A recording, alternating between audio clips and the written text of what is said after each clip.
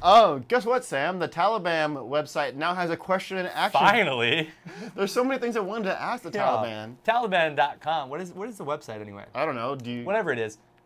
We're probably not allowed to say it. We will. This is probably we're Yeah, that's a good way to get on a list. Incriminated for we're gonna be on a list now, a terrorist watch list. But whatever, we'll say it's Taliban.com. It's been in my favorites, forever. But I've written it so many times. I'm like, brothers in arms, we need some Q&A action. We need some Q&A. It's just like, it really stresses me out that they even have a website. Because remember when they controlled Afghanistan, they banned television. Who doesn't remember that? They banned radio. They banned pretty much everything fun. But now they have a website. Yep. And it's not just a website. They actually have a Twitter account. Which is reasonable. Of course. Like, today I killed 3 infidels. Hashtag justice. Or what are they? Jihad? Jihad. Yeah, hashtag jihad. Yeah. Hashtag jihad. And you're like, that's kind of like this, like bummerific isn't a lot, but like, then you're like, well, how many followers do they have? Did you do any research, any sort of journalistic research on this at all? Yeah, because like I just want to know, following the Taliban. That's true. I think that if you go near that Twitter handle, you're also going to be put on a list. But then you're like, is that really a smart idea for them to have that? Because like, what if they're twittering stuff like just gives away their position, or if they're like most people on Twitter, they are tweeting about absolutely nothing relevant at all. So that's probably good. That's they have the location function on. Location-based tweeting. Oh, awesome. But the kind of thing that's kind of funny about that is that they'll feud with NATO's Twitter.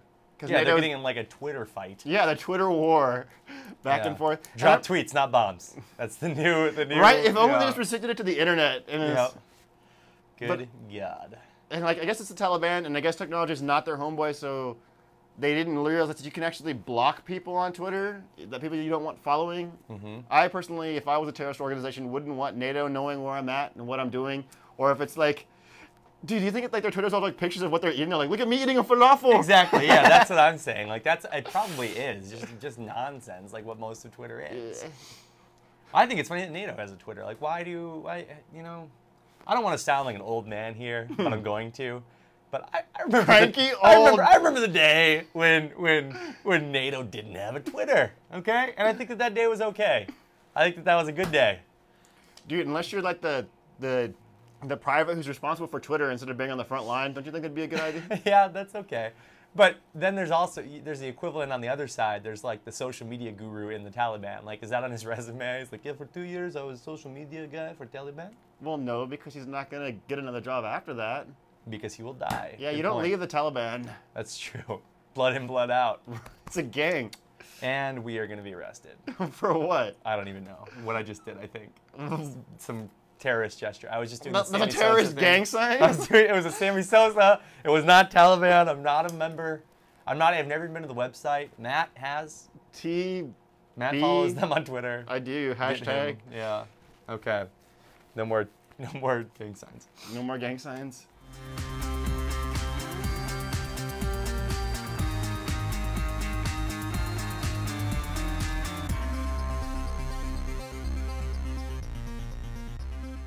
Let's do some uplifting stuff. Yeah, this is a positive turn. Okay. So this, in Aspen, I guess they're all outdoorsy motherfuckers. So strangely aggressive about that. No, okay, like they're outdoorsy mofos. Is that better?